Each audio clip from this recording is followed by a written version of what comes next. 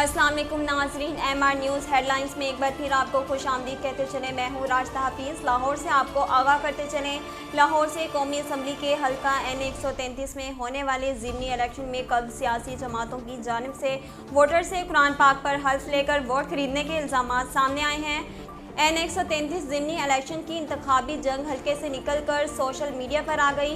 5 दिसंबर को होने वाले ज़िमनी इलेक्शन से कब्ल मुस्लिम लीग नून और पीपल्स पार्टी की जानिब से एक दूसरे पर वोट खरीदने के इल्ज़ामात सामने आए हैं।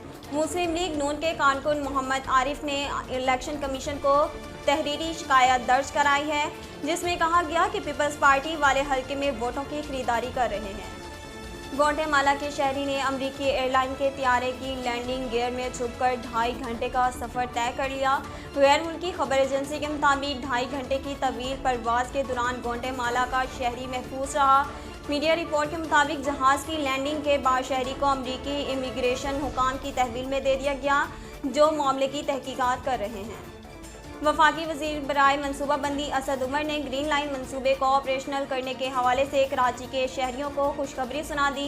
सोशल मीडिया पर जारी एक बयान में असद उमर ने लिखा कि कल कराची ग्रीन लाइन मनसूबे का तफसीली जायज़ा लिया।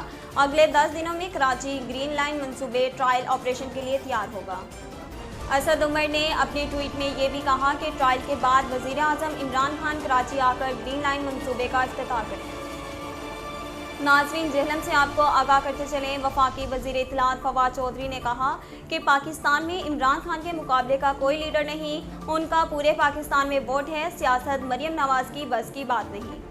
जेहलम से जलसे से खिताब करते हुए वज़ीर इत्तलात और नशरियात फवाद चौधरी का कहना था कि नून लीग इदारों को ब्लैकमेल कर रही है।